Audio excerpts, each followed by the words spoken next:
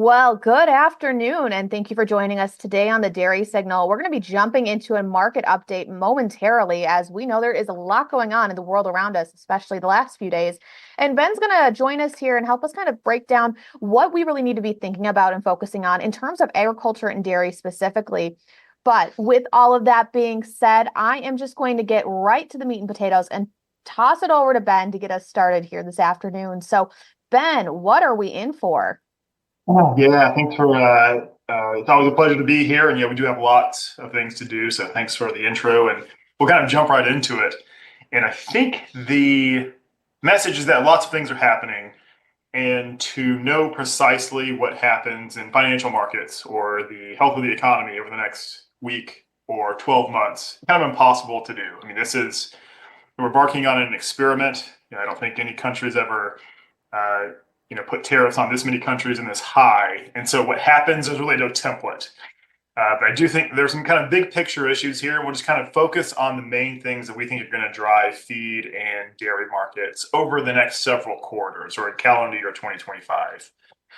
So, of course, the biggest thing that's happened this week, reciprocal tariffs are in place on everyone except Canada and Mexico and Russia. And we do think that we've left off Canada and Mexico. It is pretty important to a lot of ag markets. I think cheese, fluid milk, and corn specifically, and that Mexican market, and in the case of fluid milk, that Canadian market are so large and so important. Since we have kind of reverted back to the USMCA, which a lot of ag goods are tariff-free, we'll have no problems with cross-border trade. And I think that Mexican market stays open to us for the foreseeable future. So we kind of saw the announcement yesterday, and you could watch financial markets collapse in real time, and that's still happening today. But we were kind of shocked at not seeing Mexico and Canada on those markets, so we kind of thought that maybe this is a little supportive to some of the feed markets, corn especially, and I think to cheese as well in the long run. So that's kind of number one. I think too, driving dairy markets, we're the tariffs now, it's come and gone. I do think that what we've seen published yesterday is the cap. They will either be negotiated or get smaller. But it's just how sizable some of these are for now. So it's not really the tariffs themselves that bother us with respect to dairy flows, milk prices, corn price. But I think what's lingering in the background, and this does impact dairy a little more than corn, or soy meal, is probable economic contraction. And that's not so much an opinion. We've seen private and public sector layoffs. If the stacked tariff now on all goods imported from China is 54%. So for example, let's take, used cooking oil, which is an ingredient used for biodiesel production. It's quoted out of China on a FOB basis at about 47 cents per pound. But if you apply the tariff, it's now 72 cents per pound. So that's pretty supportive of soybean oil. But also, multiply that times everything that comes from China. So if you are a firm that relies on imports from China, Vietnam and Cambodia are the biggest ones, the cost of inputs is going to go up and you've got to sort something else out. So we think that's kind of a drag on economic growth. So I mentioned that to think about what happens to dairy consumption on the margin if we are in a recessionary period. This kind of collided with planned or proposed, adjustments to SNAP programs, free meal programs at school. And so you're just kind of trimming away, I think, at fluid milk consumption specifically. And I think that's what Class 3 is trading today and has been kind of focused on the last week or so. It's, again, not so much trade policy, but it's just the ideas that, consumption globally may be capped where we were a year ago. You don't see the growth. So that's what we're discounting today. At the same time, I think the second biggest thing in the world of dairy especially is that the world market continues to go higher. The discounts that we are seeing in cheese and butter especially are incredible, and those discounts are at levels now we haven't seen in history. We will touch on this in a bit, but and we talked about this 30 days ago. But U.S. butter's been very, very cheap, ultra cheap in the world market. 80 cents per pound below our competing markets, and it really didn't mean anything in 2024. Preference for New Zealand butter or Kerrygold, et cetera. But in January, we saw things shift. We are now a net exporter of butter, and I think, given the snapshot of where those markets sit today, we're going to continue to be a net exporter of butter in 2025. So that's important. We found demand. And we still have the question, is the U.S. market weak because of, potential loss of export demand, slowing U.S. global economies, or is it still just kind of seasonal? We're still in this period of, spring flush. We're all pretty aware of this. Milk production in the Northern Hemisphere is going to peak in the next couple of months. So markets are always discounting these things in the first part of the calendar year. Is there hope for recovery thereafter, despite, policy uncertainty and economic uncertainty? I think there's a case to be made that there is.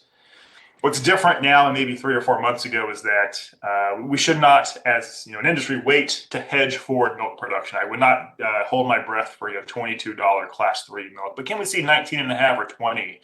I just don't think we've seen the evidence to disprove that kind of the second half of the calendar year. And then we want to take advantage of those prices and planting the seed that, as we've highlighted over and over again, it's always Q1. That's the biggest risk for a lot of reasons. But planting the seed that, target Q1 2026. Let's manage that risk as we start to see, recovery second half of this calendar year. And the feed markets, corn is up today. Corn was up yesterday. And I think that long term, this kind of realignment of world relationships and trade flows of everything is uncertain. Again, I think it leans bearish longer term, but for now, there's not a lot of corn on Earth. We've got to get the crop planted. We've got to grow lots of corn. There are already some weather risk. I won't really highlight the U.S., but we are still watching Brazilian soil moisture very closely. And it's not bad, but it's also not ideal. So does that world corn balance sheet, which is already very, very tight, get even tighter between now and the Northern Hemisphere harvest in October? I think that is the risk in the corn market. So again, kind of actionable insights. We're not willing to really chase this break in class 3. We're waiting on recoveries to sell forward.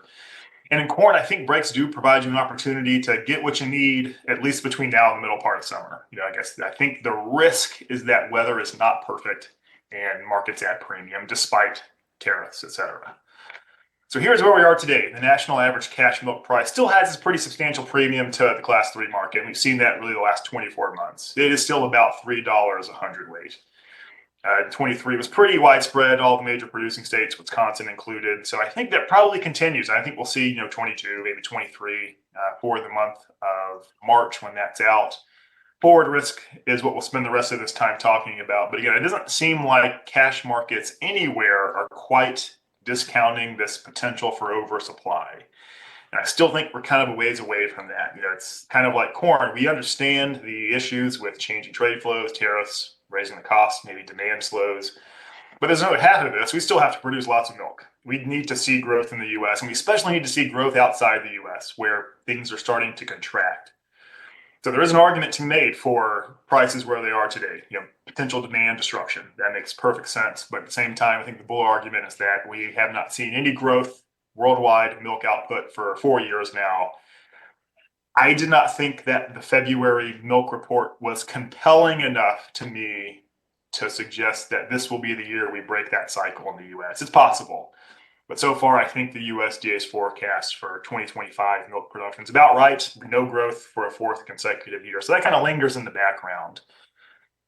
The case for cheaper milk the next 30 days, next 2 months is China, I think. One, I think it's been a relief that we have left off of our list of tariffs Mexico and Canada. But China is going to fight this till the end. And again, I sort of stacked 54% tariff on goods imported into the U.S. from China. China will retaliate. That's what we're waiting on now. So we know that the cost of importing things is going to be very expensive. Nike does a lot of work in Vietnam. Prices of Nike is probably going to go up, and that's the drag on the economy. But in terms of things that we export, we talk about dairy exports or corn, soybeans or wheat. It's only an issue if they retaliate with food tariffs on food imports from the United States. And I suspect that those will be included in a lot of places, but we just don't know that for sure. But I do think China is going to target the U.S. Food market as best it can, I think starting April 9th. And so the loss or slowing of this market, it is pretty critical. I mean, it's, again, kind of a sizable portion, about 10-ish% of total U.S. exports have gone to China over the last couple of years. So I don't think this is possible, but if China kind of exits the U.S. market entirely, shifts its demand to Oceania, Europe, maybe South America, one that is wildly bullish for those markets to the point where they can't stand it. But would free up a lot of miscellaneous products, cheese, some butter into the domestic market, and all of a sudden we do have to contend with oversupply. So that's just kind of highlighting what the market's kind of thinking about when it's assessing risk. And I think it's with respect to tariffs, it's only this. I don't have a problem with large exports to all the other destinations, but China is the one that could, for at least a brief period of time, kind of exit the US market, and that's a big deal. We have seen the cash price of whey collapse the last really 2 full months, from 72 cents to 51 cents.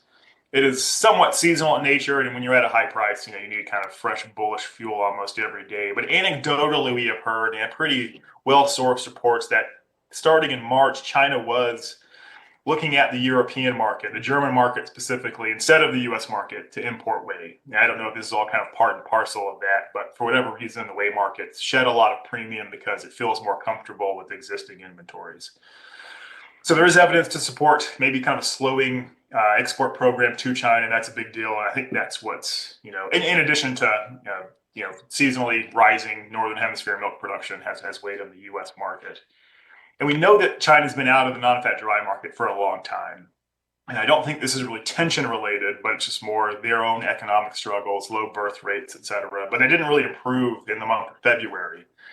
So we did get February census export data this morning, and China imported from the US just 516 tons of non-fat dry, and that's below last year, in comparison to 2,300 tons February 2 years ago. So it's clear China's not buying a lot of non-fat dry, and that has allowed the US to build inventories pretty significantly, and the non-fat dry market's not doing anything special today. But again, thinking about the bigger picture, is this just what normally happens into kind of the spring flush or into the middle or latter part of April? Or is it something real structural in nature that's going to keep dairy markets deflated?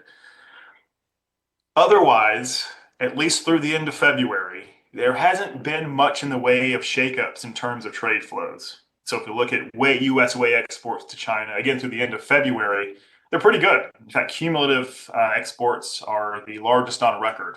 We did 21,000 tons to China in February. That compares to about 17,000 the previous year.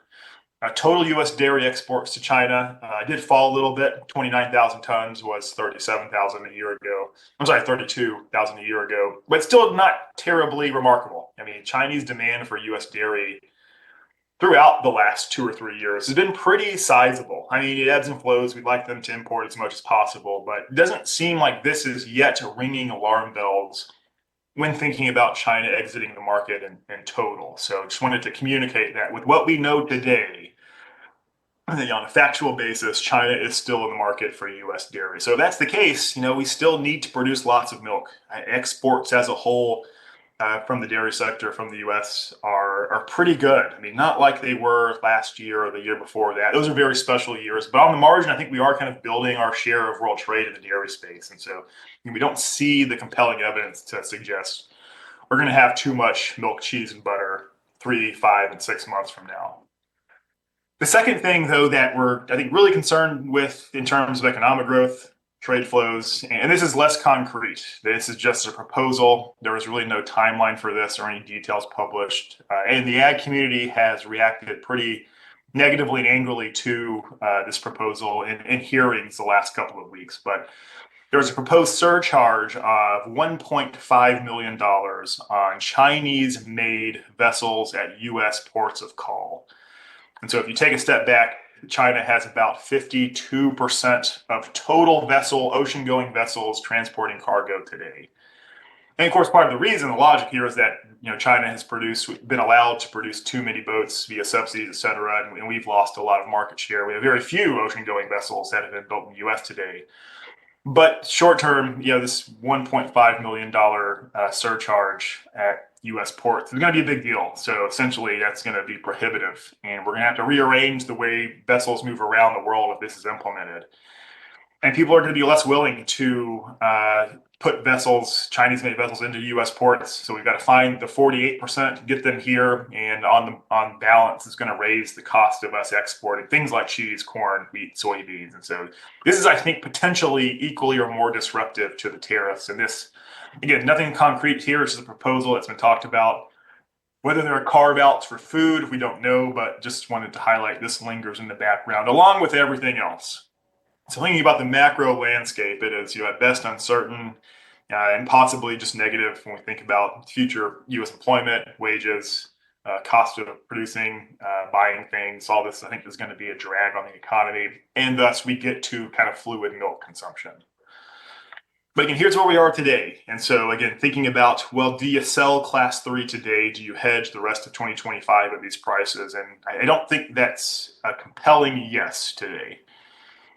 Total dairy exports in the month of February, kind of unremarkable. 210,000 was 227,000 tons a year ago. But when we isolate February, and we can isolate almost any month, including January here, still the second largest on record, second to last year. You kind of see since about 2020, when you started to have these production issues outside the US, Argentina, Europe, New Zealand, and Australia, we've kind of crept up our share of world trade. I think that's still more or less intact. So this is not something the market's going to trade. It's not going to get into the nuance or details or in the weeds here. But I'd say on balance and from a high level, U.S. dairy export demand's fine today. There's been really no major disruption. And in the case of certain products, we just haven't had them. Like whey 2 months ago, we didn't have a lot of whey on hand. So you can't ship what you don't have. And that's been, I think, anything, the biggest drag to date. Non-fat dry, of course, this is all China-based, but they've been pretty terrible and probably does not turn around. So the non-fat dry market does have to kind of adjust production levels or be content in having a lot in storage. And that's just the way this is going to be for the next 12 months or so. Cheese, however, and that's the thing we're most focused on, still, I think, pretty incredible. So cheese exports, February were 45,000 tons, was 43,000 tons a year ago. Once again, the highest for this particular month, and cumulative exports, Jan-Feb, up 12% from last year. And so it's nice to see this. This is the snapshot. Cheese export demand's going gangbusters. But the reason that this is happening is important. So the reason, of course, this is happening is people respond to price and incentives, and U.S. cheese, U.S. cheddar especially, is very, very competitive, and I'd say cheap in the global market. And as we've seen that relationship develop, almost simultaneously, we saw this massive jump in cheese exports. And the snapshot of the market today is that U.S. cheese on April 3rd is still very, very competitive in the world market. So, whether we match or exceed year-ago totals, I don't know. They were very, very large. 50,000 tons of cheese was exported in the month of March. I don't know if we'll exceed that, but we are going to have, I think, pretty special cheese export demand. And keep in mind, we don't have the cheese stocks we had a year ago. They are down about 10% from last year. So that's kind of a big deal. It seems like the cheese markets now, you need to have a reduction in food programs and Chinese demand to validate these prices. And I think, too, the month of March, and it's kind of in arrears now, but we won't get the data for another 30 days. It's important to note that cheese exports do expand. Dairy exports peak in March and stay very strong in April and May. So I think we've got more to sell over the next 60 days than we have the previous 60 days. So that cheese or dairy exports peak in March, stay very strong. April and May is important to know. This, I think, may be even more interesting. And we do have a lot of butter inventory to work through. Production's been going pretty well the last 6 months. But I think that the story is being told today is important to the fat markets, class 4 and butter, over the next 9 months or so. So butter exports have been pretty terrible. We have imported incredible amounts from New Zealand, India, Western Europe. Net imports, pretty consistently above 4,000 tons, kind of helping us build inventories. Even 2 years ago was a Band-Aid on very, very tight stocks. But we kind of highlighted over and over again, U.S. butter is at $2.40 per pound. The European market is at $3.50 per pound. What's going on? Why are we importing all this stuff still? It seems like this is ripe for a change. It didn't happen until January that we saw a substantial shift in butter trade flows. So U.S. butter exports in February were 8,700 tons. That is the largest since 2014 outright exports. Net exports were 2,500 tons, and that's the first time we've been a net exporter since November 2022. And again, this is all fine to see. This is happening because U.S. butter is very cheap in the global market. But the snapshot today is that that is the case still. And in fact, the U.S. butter's discount to the world market is getting wider when we look at physical cash trade in places like Australia, New Zealand, and Western Europe. I think too, just from again, big picture, having access to the Mexican market is important, especially I think the two commodities that matter most would be cheese and corn. This shows pretty clearly the growth in cheese exports to Mexico, who may or may not be dealing with another year of crippling drought. And so that's going to impact their own domestic milk production, their own domestic corn production. They need a lot of supply. I don't think cheese or corn are terribly expensive today, so nothing's going to curtail future Mexican demand. But the Mexican market's gotten very, very big for a lot of things. And so we were pleased, relieved almost to see Mexico and Canada excluded from the list of tariffs yesterday. So again, lots of issues, tariffs, probable economic contraction in the US and globally. But the issue is that, does food consumption change overall? Maybe we eat less high-end cheese, shift to something else. Where do importers also, where do they turn for supply if everyone is angry at the US and retaliates with their own tariffs or trade policies of some kind? I just don't think you can go get it readily from the major competing markets, Oceania and Europe. And so the monthly numbers also back this up, but the USDA is telling us that production growth in these foreign countries, again, will be very unchanged for a third consecutive year. So they're not building stocks. Prices there are very high. I don't think a country like China or the Philippines or South Korea can just exit the US market and go get stuff from other places. I don't know if the shift can even be that big because they don't have the stuff. And production and markets there are kind of telling us that. And so we've talked really for 2 years now about supply issues, and those seem to be continuing, and maybe not to the degree that we saw in 2022, but kind of suddenly combined Oceania milk production is falling pretty quick when we compare year over year, even on a per day basis. So we've got to do this one more year because of the lack of leap year this year compared to last year. But combined New Zealand and Australian milk production in February was just 2.4 million tons. That's down 3% from last year in totality, but still up just 0.4% when we do it on a per day basis. It's been up 1% for the previous 8 months, and all of a sudden things are changing down there. Australia seems to be doing pretty poorly. Europe also, and USDA has kind of hinted at this. They're not terribly optimistic on European production of milk in 2025. And the January data, which is old, but it's the latest that we've got, 13 million tons, down 0.6%. So again, to long-term, high level, to be bearish of milk, I think you've got to see consistently these bars and these graphics at 2 or 3% for 6 months straight. Vice versa, you need to see these graphics pretty substantially below zero to be bullish, but we're kind of not in a space that's either. I just don't think there's a lot of milk being produced in the world, especially compared to last year, compared to the last 4 years, really. That's part of an issue I think that does exist in the background. And the global cash markets still continue to tell us this. So the auction this week kind of weighted towards Oceania, $1.93 per pound for all products traded. Unchanged from late March, but compares to $1.61 a year ago in April. You kind of see the trend since 2023 has been in higher pretty clearly. And you've had mostly bull markets in the global dairy space since 2020.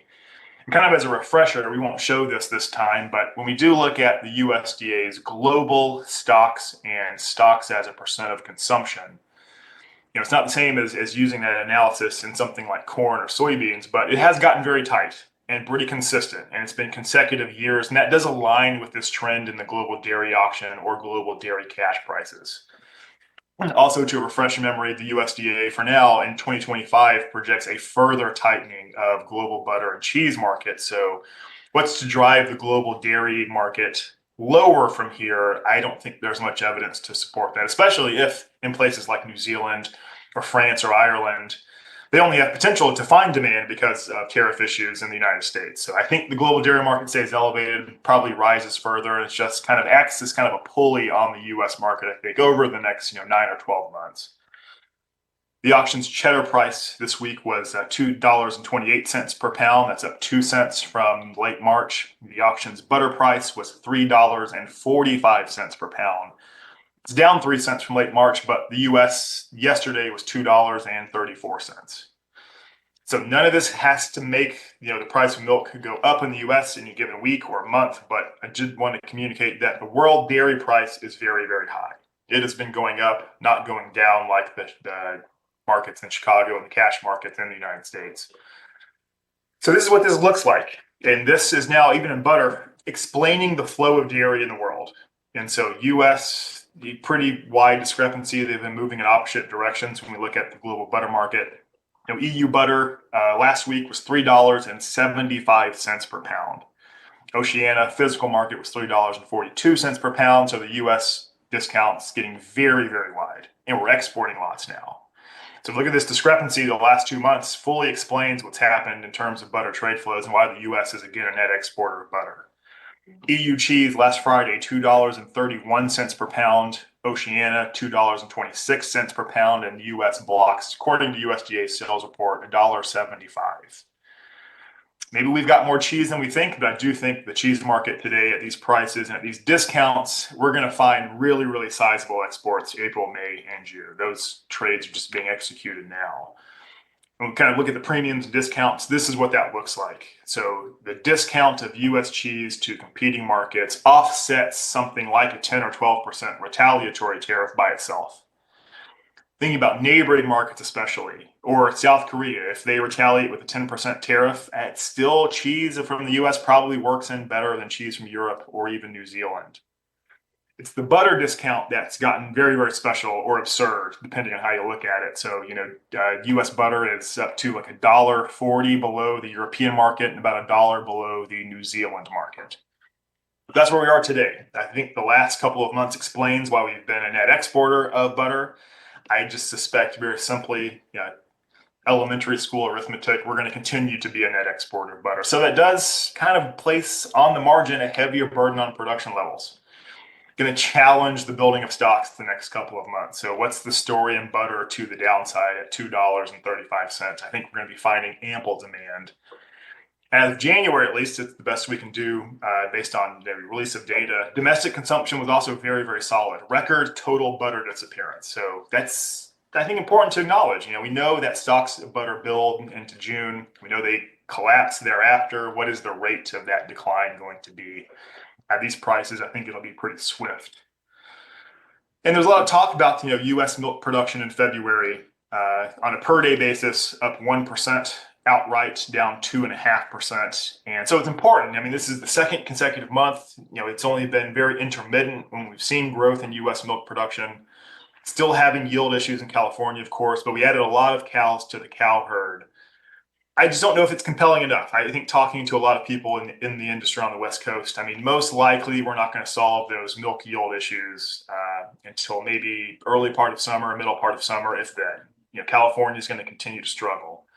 Kind of also see a cap in yields in a lot of other states. And this is not farm specific, but when you kind of group things by the entire state or nationally, it's just been very hard to grow milk yields. And leap year aside, I mean, the days are the days. Total production's, down a little bit from last year so far. So the USDA's annual forecast probably about correct, maybe fractionally too high, but you kind of see in the graphic on the right that, again, this is the fourth year that we're not going to be building or expanding milk production. That's still very unique to the previous decade. We've had production growth of, 2%, 1.5%, 1% pretty consistently outside of 2013, but that's just gone away all of a sudden. And for a lot of reasons, we can explain everything that's happening, but can those issues be solved?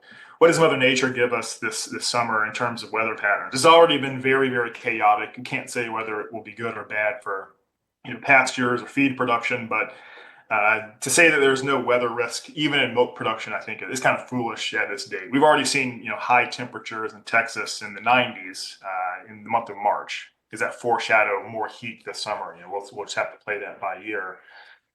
And also the cattle market, still bullish, no change in the cycle. And I think if you ask people smarter than I am that are more dialed into cattle, what the price does on any given week or day is less certain, but we know we're not going to have more cows and we're not going to produce more beef in 2025 than we did in 2024.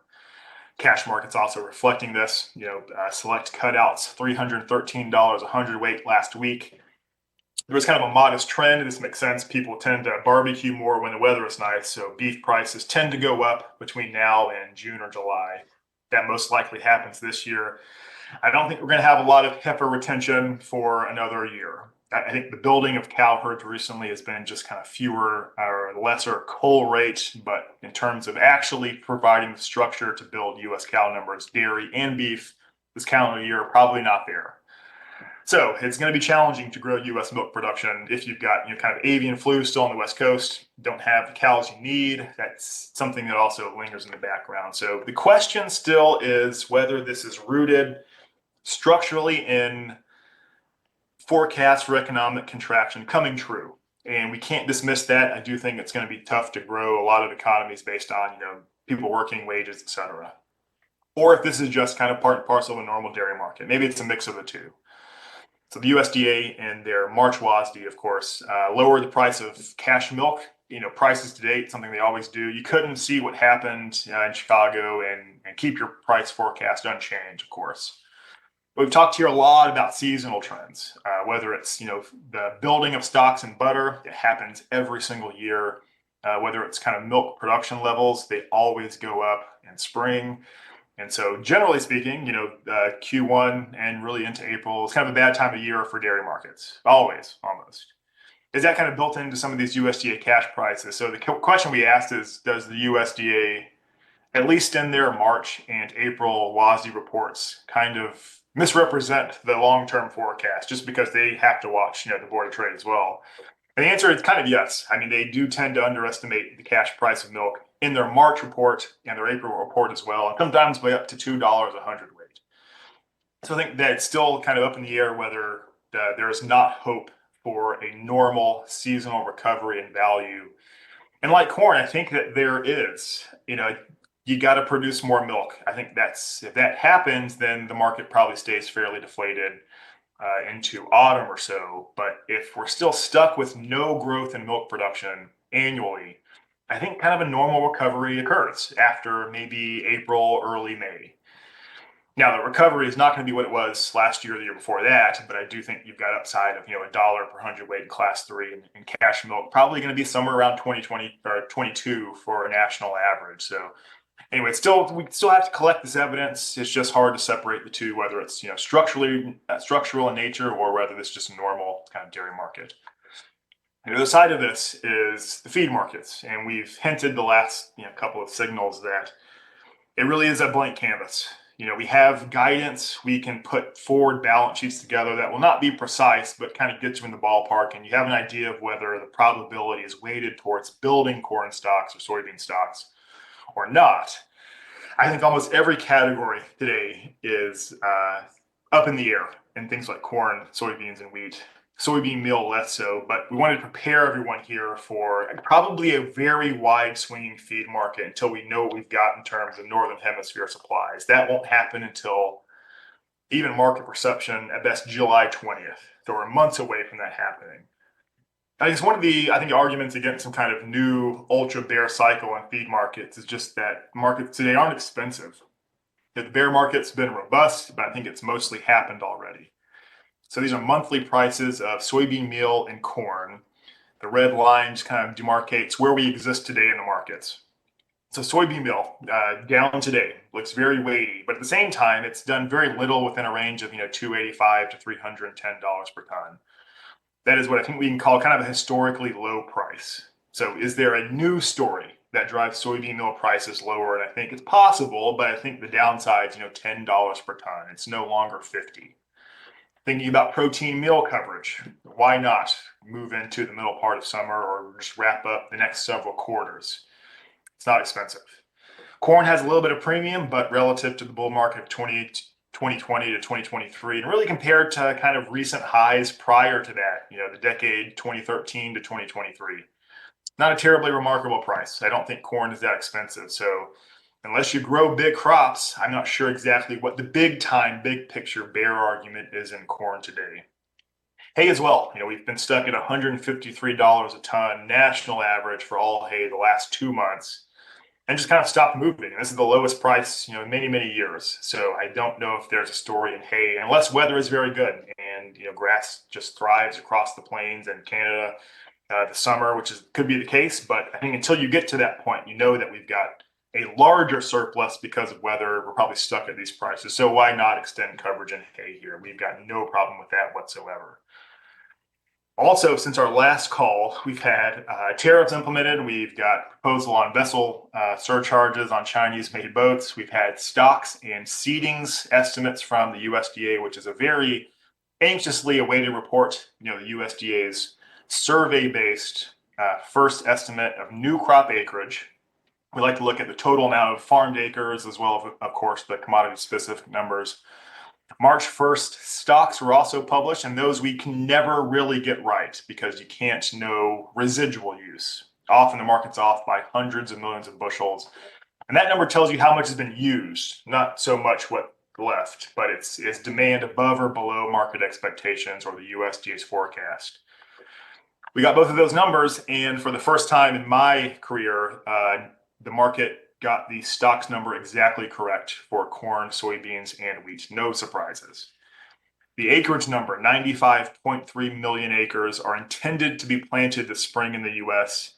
That was higher than the USDA's kind of rough forecast in February, but not nearly as large as feared.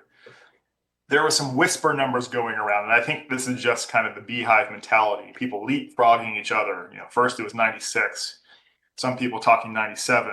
This person's survey is actually 98 million acres of corn. And so we avoided that. And so there really wasn't any surprise in these numbers. So we can start to put the puzzle together, and it doesn't look that different than it did 2 months ago, 4 months ago, or 6 months ago, which is kind of a relief. There's some measure of certainty, high probability here. But what I wanted to show you is that, again, especially now that the Mexican corn market has been left to freely trade between the U.S., exports of corn are pretty incredible. And like butter, U.S. corn is still very competitive, if not outright cheap compared to some competing markets. We have chosen to lower feed use. That's kind of what the number said, but we've also raised exports 200 million bushels. So barring kind of a catastrophe or a complete shuttering of world corn demand, we think at best the U.S. is only going to have 1.4 billion bushels on September 1st. That historically is a pretty low number. We've only been below that a few times, 2012, 2021, and 22 specifically. And that's in the last couple of decades. Those are the most meaningful years that stocks have been tighter. So most likely, I think the default outlook for corn is because we only have so much carryover, seasonal trends are positive, that Mexican corn market's left open, and we're exporting lots of ethanol, pretty supportive for the next 2-3 months. The default outlook thereafter is fairly bearish just because we're not seeing a global demand driver or new growth in total demand. So if yield is 181 on 95 million planted acres, you are kind of guaranteed to build stocks, to 2.1, 2.2 billion bushels. 95 million acre intentions at least make the path easier to have that done. So we would not be terribly anxious today to lock in corn supply needs after July or August. But at the same time, since we're not carrying over that much, really for any commodity, for any country in the world, you got to go through scenarios. So if yield is 175, then all of a sudden stocks are down to 1.6 billion bushels, and the market doesn't really move that much for the next 9 months, maybe. So it's very, very weather dependent. That's always the case, but we just think that looking at this, weather is probably going to play a bigger role than the market thinks it does, between May 1st and September 1st. So the question is, are we going to go the next really 5 months without any perceived or actual weather threats? I think that's probably not the case. Now, getting the final yield, we won't know, as has been the case this year, until January. There's not a demand driver globally, but what will the market's perception be on yield, every day, every week between June 1st, August 31st? I think it's going to be pretty wide changing. So be prepared for, again, a wide swinging corn market in both physical cash markets and especially at the Board of Trade. 173 yield, not a terrible yield historically. I think it's kind of outright bullish of December corn, but we'll see. We'll cross all these bridges when we get to it. We know we have until about Father's Day before weather really starts to matter in terms of corn productivity. But based on our old crop numbers, just raising exports because of pace analysis, that's what the math says. It's pretty easily going to be 2.6 billion bushels. This is what the world market looks like. And so we've kind of touched on this before, but taking a step back, there's not a lot of corn on the planet today. If we just add in our revisions to the U.S. balance sheet, we're all of a sudden, if this is proven correct, the exporter balance sheet will be the tightest on record. Now, this does not mean $6 corn. I think that the issues plaguing the future economy, economic growth, tariffs, et cetera, are going to provide a cap. And again, it's not like 2012 or 2005 where you've got this new demand driver in the form of biofuel. We can't identify any of that today. But it does seem that, corn on breaks, old crop between now and midsummer, those are opportunities. And, this explains why I think weather is going to be so critical, especially in the U.S. and that Black Sea region. So Russia and Ukraine, you can't really afford much additional loss.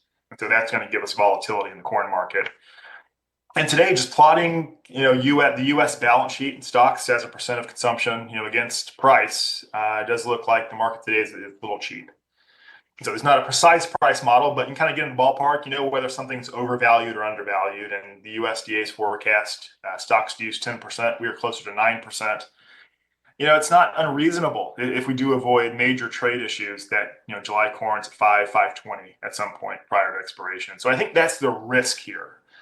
Some dominoes have to fall to make that happen. Maybe the market has to be spooked by really large exports during summer or some kind of weather event.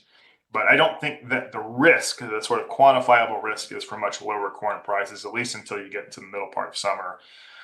And this kind of justifies why we've made this revision to U.S. corn exports. And the message here, I guess, is that the dairy guys got to compete still with the ethanol plants and especially the export market for what does exist, these finite corn supplies that are around today. To meet the USDA's current export forecast, the U.S. only has to sell 13 million bushels of corn per week between now and August 31st. Last week, we sold 46 million bushels. Commitments today, just about 2.1 billion bushels. It was abnormally high, 87% of the USDA's forecast. And so that's what the graphic on the right shows. And simply put, if the red circles are substantially above the black line, USDA's got to raise its forecast. And so we've seen that pretty consistently, really since the beginning of the marketing year. But I do think that makes sense mathematically, that in the end, there's not going to be as much corn as maybe the market and certainly USDA thinks. Brazil, I'd say the analogy is it's probably June 15th in Brazil with respect to this winter corn crop that's, accounts for the entirety of their exportable surplus. This is March 1st to April 1st, percent of normal rainfall. It's been mixed. Nothing's terribly dire today, but we are uncomfortable with some of the way the soil moisture is trending. Probably about 30% of production has seen less than half of normal rainfall. And the issue, it's very rigidly seasonal in terms of climate. So it's, tropical location. If we assume complete normalcy for the next 2 months, rainfall in April in northern Brazil is half of what it is in March. So some places are struggling pretty mightily for water today. It's probably not going to get fixed in April. Rain generally ends May 1st or May 5th, and that's not doom and gloom scenario. That's just what happens every year at these latitudes in Brazil. So, we're on the precipice. I don't think we can adjust yields today, but if we do see kind of an early withdrawal of the monsoon, if it happens after the next 10 days or 2 weeks, I think Brazil's probably going to lose corn production. Brazil's the second largest exporter. So if that's the case, I think more importer demand will be funneled to the U.S. market. I don't have a lot of confidence in 30-day forecasts, of course, but just wanted to present, this is what the U.S. Weather Service's monthly precip anomaly forecast for Brazil looks like currently. I've highlighted the main safrinha or winter corn producing area, so we'll see how this evolves. All you can do is take weather a day and a week at a time, but it does seem that odds are high that April will be drier than normal in the safrinha corn region. That crop will pollinate probably the last week of this month. And since a lot of it was delayed in planting, the rest of it will pollinate in May, and there's probably not going to be a lot of water there anyway. And the reason I mention all this is one, production loss in any country is exciting. It's very bullish. It's kind of the most desirable impact for, corn producer in the U.S. But also the Brazilian market's not telling us that, one, they have any corn today. No one's really willing to sell that much corn during the summer.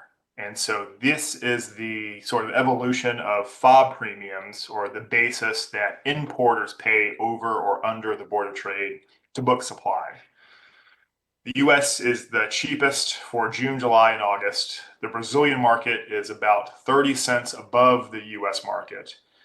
And if we look the last several years, if Brazil does have a corn surplus, if they are comfortable that a surplus is forthcoming based on favorable weather, even as of early April, they will offer their corn for summer delivery very aggressively. 2 years ago, Brazilian corn on April 1st was priced 50 cents below the US.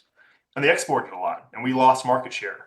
But that's not the snapshot that we see today. It seems that, whether it's some weather issues, people uncomfortable with future supplies, or it's this expansion of ethanol production that their market's still somewhat imbalanced, and they're not aiming to export a lot of corn this summer. So that's kind of, again, when I say what's the risk in corn at 450, I don't know if there's a lot of downside here. The risk is that weather does not go swimmingly northern hemisphere and in Brazil for the next 60 or 90 days. Yeah, it's too early. Again, Father's Day is when you really start to pay attention to weather, and probably when the market will pay attention to weather, unless there are just kind of significant delays in planting progress. But just wanted to show you where we sit today. And so I think the two things that we'll be watching, at least parts of our day for the next couple of months, is drought in the plains, and to a lesser extent, I think seeding dates in places like Arkansas, Tennessee, and Kentucky. So NOAA has calculated that in the next 60 days, probably Nebraska, South Dakota, parts of Iowa, and Minnesota need 6 or 8 inches of rain to end drought. They may get that. That's a little higher than normal seasonally in those places, but there's a lot of work to be done in ending drought there. And all we know today, looking at this drought monitor on April 1st, is that to get a 180 bushel corn yield or a 52 bushel an acre soybean yield, this has to go away somehow or another. Does it happen? That's up to Mother Nature. On the right, you see the 2-week cumulative rainfall forecast. So, of course, we're going to be slammed. A lot of dangerous thunderstorms, regional flooding. And this has been pretty consistent. So I think, the computer models know as well, calling for up to 10 inches of rain in really the next 72 hours. Places like Arkansas and Tennessee, Kentucky, the very far southern Midwest. The southern areas, Arkansas, Tennessee, Kentucky, probably want to get your corn planted, no later than May 5th. There's time, but not a lot of work is going to get done for the next couple of weeks, I don't think. But it's a kind of the absence of rainfall where drought exists today. So again, all we can say, we just look at this, spend a couple of minutes a day, but probably the drought monitor on April 15th will look a little worse than it does today, western Iowa and across the Central Plains. And so again, that has to get solved at some point for us to have big corn and soybean crops. And again, tariffs and economic concern aside, I do think the priority for the feed markets will be, are we going to produce large crops or are we not? And so that cannot be avoided. So here's kind of what it looks like, and this aligns with the default scenario. Extremely tight old crop corn stocks in the US and globally. Then, since we don't have the demand driver, if Mother Nature cooperates, we do have even the perception that we're going to break through that 180 yield barrier like normal years, kind of the middle part of June or thereafter. The market does break pretty hard. But yeah, that's why I think about coverage for dairy operations. I think we might take advantage of this economic uncertainty, somewhat weak prices to book the next couple of months, and then it'll be touch and go, all based on weather starting, June 5th, June 10th, something like that. So anyway, be prepared for a very wide swinging feed market. And dairy markets, I think there's more evidence to be positive on price, but did want to acknowledge the economic concerns in the market. And that's why I think we're seeing weakness continue in Class 3 futures. So more than ever is going on. You can be proven wrong 24 hours from now, just based on headlines and policy changes. But we are here to navigate this. So if you have questions now, of course, they're welcomed, or at any point in the future, here's the email address. Don't hesitate to reach out. So thank you so much for your time. Well, thank you, Ben, for your time here as well. Also, since I'm in a different location, if my internet gets spotty, let me know if you need me to repeat any questions here. I've got a couple that came in, and the first one reads, if prices stay the same and cheese stocks remain low, how long before the market reacts and prices increase, or as you mentioned, less to banks, etc.?